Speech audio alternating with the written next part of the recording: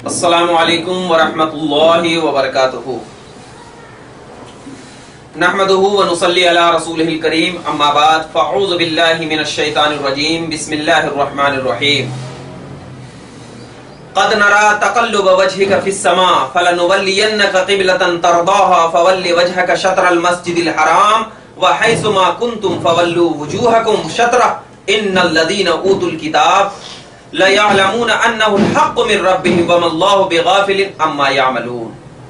अल्लाह तबारक व तआला सूरे बकरा आयत नंबर 144, इससे पहले 143 हो चुका, दूसरे पारे की आयत करीमा है। क़द नरा तक़ल्लुब वजहिका फ़िस समा, इसका माना यह है बेशक हम आपके चेहरे का आसमान की तरफ उठना देख रहे हैं। ए महबूब, आप जो अपने चेहरे को आसमान की तरफ उठा रहे हैं, हम आपके चेहरे को आसमान की तरफ उठना देख रहे हैं। फ़लनुवल्लियन्नका क़िबलतन तर्दाहा, सो हम आपको उस क़िबले की तरफ जरूर फेर देंगे जिस पर आप राजी हैं, जिस पर आप क्या हैं, राजी हैं। यानी रसूल की रजा अल्लाह को पसंद है। यानी अल्लाह भी ये कह रहा है कि महबूब आप इस क़िबले के से राजी हैं, आपको इसकी तरफ क्या कर देंगे, फेर देंगे। फवल्लि वजहका शत्रल मस्जिदिल हराम, बस आप अपना चेहरा मस्जिद हराम की तरफ क्या कर लें, फेर लें।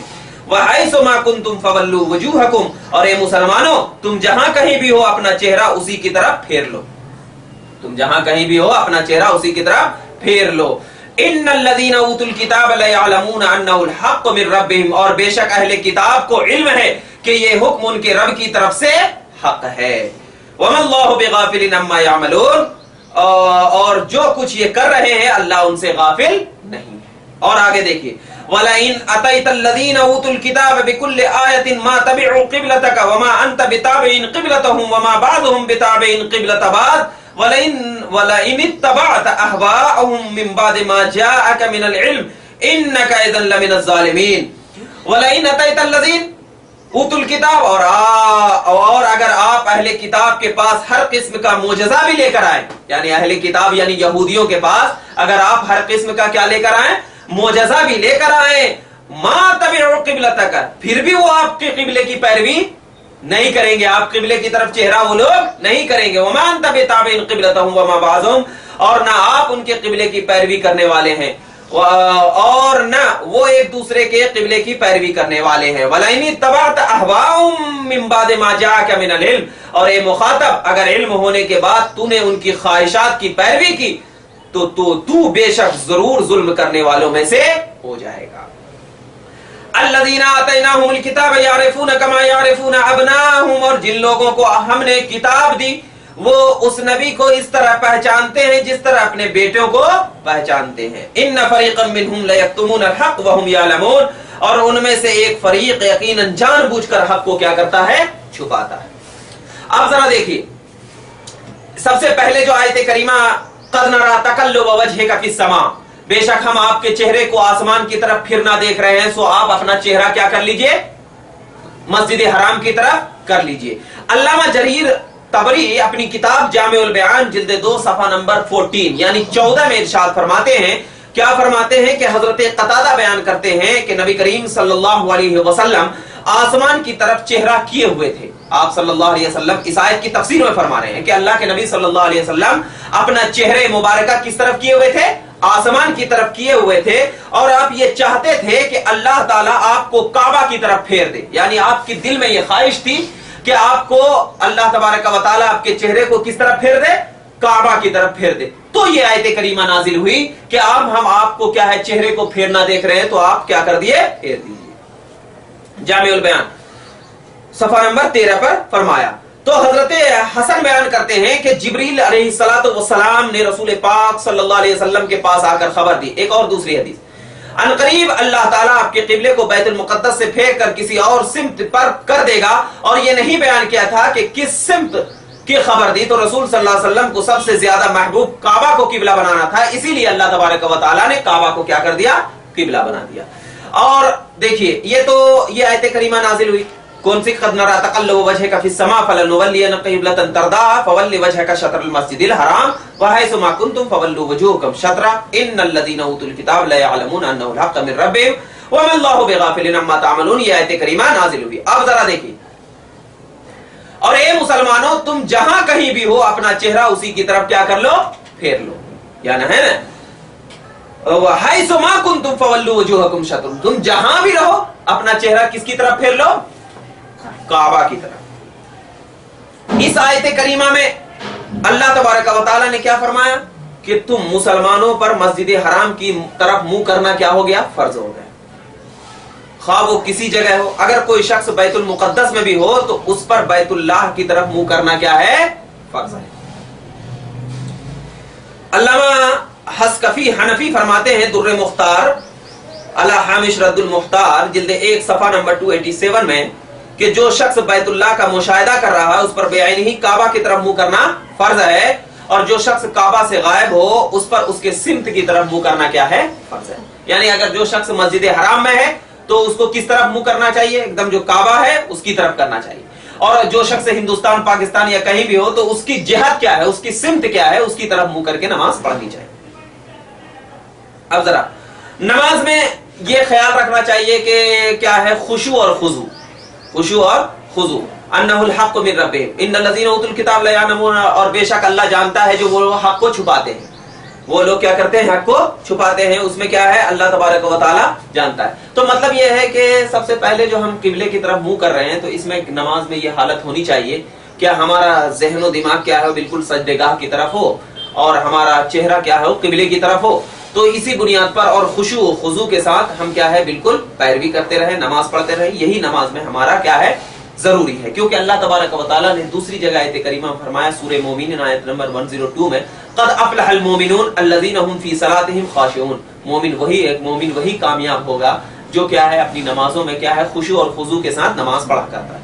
تو بہتر یہ ہے کہ بعض لوگ کیا ہے؟ ایسا اوپر دیکھ کے نماز پڑھتے ہیں، بعض لوگ ایسا نماز پڑھتے ہیں، بعض لوگ ایسا نماز پڑھتے ہیں، بعض پھیلا کے نماز پڑھتے ہیں. تو خشوع اور خضوع کیا ہے؟ بالکل ادب و احترام کے ساتھ سر کو جھکا کر بالکل قبلے کی طرف منہ کر کے اپنے چہرے کو یہ کر کے نماز کو پڑھنا چاہیے. یہی کیا ہے؟ ہمارے لیے بہتر اور صحیح طریقہ ہے. اب ذرا دیکھیے، بے شک اللہ تعالیٰ نے کیا فرمایا کہ اہل کتاب کو علم ہے، اہل کتاب کو علم ہے کہ اپنے رب کی طرف سے وہ کیا ہے؟ حق ہے. یعنی کیا ہے؟ دیکھیے اللہ تعالیٰ نے کیا فرمایا. اللہ تعالیٰ نے یہ فرمایا کہ ان الذین اوتوا الکتاب لا یعلمون انہ الحق من ربہم. یعنی اللہ تبارک و تعالیٰ کی جانب سے یہ کیا ہے؟ قبلے کا پھرنا کیا ہے؟ حق ہے. اہل کتاب کو یہ علم تھا کہ ان کی طرف سے یہ جو چیز آئی ہے، پیروی جو ہوئی ہے وہ کیا ہے؟ حق ہے. کیسے؟ یعنی یہود و نصارہ کو یہ علم تھا کہ تحویل قبلہ کا یہ حکم ہے ان کی رب کی طرف سے، پھر بھی یہ علم ہے. تو اس پر میں ایک اعتراض ہوتا ہے کہ جب ان کو علم تھا تو اس نے نافرمانی کیوں کی ہمارے رسول صلی اللہ علیہ وسلم کی؟ کیوں نافرمانی کی؟ کیسے علم ہوگا حالانکہ یہ دین میں سے تو نہیں تھا؟ تو اس کا جواب یہ ہے کہ ان کو اپنی کتاب سے یہ علم تھا کہ سید محمد صلی اللہ علیہ وسلم کیا ہے؟ نبی برحق ہے، یعنی اللہ کے حق پسند نبی ہیں، اور جو حق پسند نبی ہوا کرتا ہے وہ کبھی جھوٹ نہیں بولا کرتا ہے، اور یہ اللہ کی طرف سے اس کی طرف وحی آتی ہے. ٹھیک ہے؟ ایک تو یہ جواب. دوسرا جواب یہ ہے کہ ان کو اپنے دین سے یہ معلوم تھا، یعنی ان کے دین میں بھی یہ معلوم تھا کہ ایک حکم کیا ہے؟ نسخ کرنے والا ہوتا ہے، ایک حکم منسوخ ہوتا ہے. تو ناسخ و منسوخ ان کے دین سے تھا، اسی لیے اہل کتاب کو یہ علم تھا کہ یہ کیا ہے؟ تحویل قبلہ کا حکم کیا ہے؟ ناسخ ہے، منسوخ ہو چکا ہے. ناسخ و منسوخ میں یہ.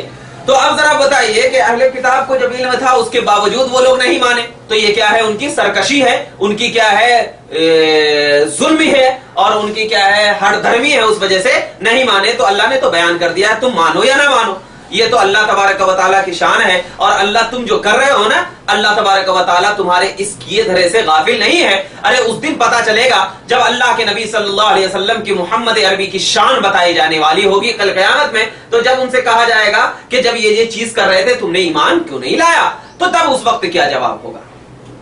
اس کے بعد اللہ نے فرمایا کہ اے محبوب آپ طرح طرح کے ان کے معجزے بھی دکھائیں گے نا، تو کیا ہے؟ وہ آپ کے دین کی پیروی نہیں کریں گے، اور آپ بھی ان کے دین کی پیروی نہیں، آپ بھی ان کے دین کی پیروی نہیں کرو. اور دیکھیے، اور اللہ تعالیٰ نے کیا ارشاد فرمایا تھا آگے، اور اے مخاطب اگر علم حاصل ہونے کے بعد تو نے یہودیوں کی خواہشات کی پیروی کی تو بے شک ضرور ظلم کرنے والوں میں سے ہو جائے گا. مگر اس میں کیا ہے؟ خطاب اللہ کے نبی صلی اللہ علیہ وسلم ہے اور مراد آپ کی امت ہے. مراد کیا ہے؟ آپ کی امت ہے. کیوں آپ کی امت ہے؟ اس لیے کہ جن کے لیے خواہش کی اتباع کرنا محال نہیں، کیونکہ نبی کیا ہے؟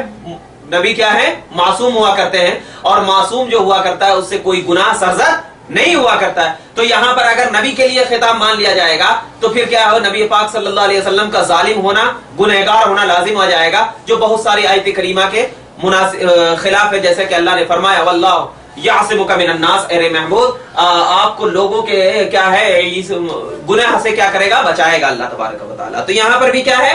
تو ورنہ آپ کی نبوت جو ہوا کرتا ہے، اگر ایسا مان لیں گے کہ نبی پاک صلی اللہ علیہ وسلم گنہگار ہیں تو یہ لازم آئے گا کہ کیا اللہ نے گنہگار کو نبی بنایا؟ کیا اللہ نے گنہگار کو نبی بنایا؟ تو ایسی بہت ساری آیت کریمہ ہیں جس میں بظاہر تو خطاب نبی پاک صلی اللہ علیہ وسلم کے لیے ہے، لیکن کیا ہے وہ مراد وہاں پر کیا ہے؟ ان کی امت ہے. تو مطلب اس آیت سے یہ بھی ثابت ہو گیا کہ اگر کوئی جانکار ہو اور جان بوجھ کر کے اس کے بعد وہ گناہ کر رہا ہو تو اب کیا ہے؟ اس کو زیادہ عذاب دیا جائے گا. اسی لیے علماء اگر کسی چیز کو جان رہے ہوں اور اس کے باوجود وہ جان بوجھ کر کے گناہ کر رہے ہوں تو اب کیا ہے؟ ان کو زیادہ گناہ ہوگا اور اس گناہ میں وہ زیادہ کیا ہو جائیں گے؟ مبتلا ہو جائیں گے. اسی بنیاد پر ہم کو چاہیے کہ کیا ہے؟ ہم ان چیزوں سے پرہیز کریں. اور اللہ تعالیٰ کا ارشاد ہے جن لوگوں کو ہم نے کتاب دی ہے وہ اس کو اس طرح پہچانتے ہیں جس طرح وہ اپنے بیٹوں کو پہچانتے ہیں. یعنی یہودی جو ہے یہ غافل نہیں ہے، جاہل نہیں ہے، بلکہ یہ تو ایسے ہیں کیا ان کو جانتے ہیں، پہچانتے ہیں، ان پر عمل کیا کرتے ہیں، ان کی پیروی کیا کرتے ہیں، سب کچھ جانتے ہیں. تو بتایا جاتا ہے کہ یہاں پر جو فرمایا گیا کہ وہ تو پہچانتے ہیں، یعنی تحویل قبلہ، ان چیزوں کو، تمام چیزوں کو کیا تھا؟ اس کو معلوم تھا. اب یہاں پر بتایا جا رہا ہے کہ حضرت بہت سارے لوگ، بہت ساری چیزیں کیا ہے؟ یہ پہچان ہوا کرتی ہے. تو اے محبوب وہ جانتے پہچاننے کے باوجود بھی کیا ہے؟ وہ آپ کی نافرمانی کرتے جا رہے ہیں. تو اگر وہ نافرمانی کرتے جا رہے ہیں تو ان کی نافرمانی سے آپ رنجیدہ نہ ہو. اللہ تبارک و تعالیٰ ان کو کیا کرے گا؟ ان کو گناہ میں ان کو کیا ہے؟ عذاب دے گا. تو یہاں پر ان تمام آیت کریمہ سے یہ بات ثابت ہو رہی ہے کہ نبی پاک صلی اللہ علیہ وسلم پر جو چیز اللہ نے وحی کے ذریعے نازل فرمائی یعنی قرآن، تو اس پر عمل کرنا ہمارے لیے کیا ہے؟ بالکل ضروری ہوا کرتا ہے. ہم اگر جان بوجھ کر بھی ہم اس پر عمل نہ کریں تو ہم کیا ہو جائیں گے؟ گنہگار ہو جائیں گے. اور ہمیں معلوم ہو کہ یہ چیز کیا ہے؟ اللہ کے نبی صلی اللہ علیہ وسلم کے شان کے مطابق صحیح ہے، تو اس کے باوجود ہم اگر نہیں مان رہے ہیں تو ہم کیا ہے؟ ان تمام چیزوں کو نہ ماننے کی بنیاد پر ہم گنہگار ہوں گے. اسی لیے ہم تمام لوگوں کو یہ چاہیے کہ قرآن پر کیا ہے؟ مکمل عمل کریں، اور قرآن و حدیث پر عمل کرنے کی بنیاد سے ہی ہم تمام لوگوں کے ذہن و دماغ میں اللہ رب العزت کی بارگاہ میں دعا ہے کہ پروردگار عالم ہم تمام کو قرآن اور حدیث پر عمل کرنے کی توفیق عطا فرمائے. وآخر الدعوانا الحمدللہ رب العالمین. السلام علیکم.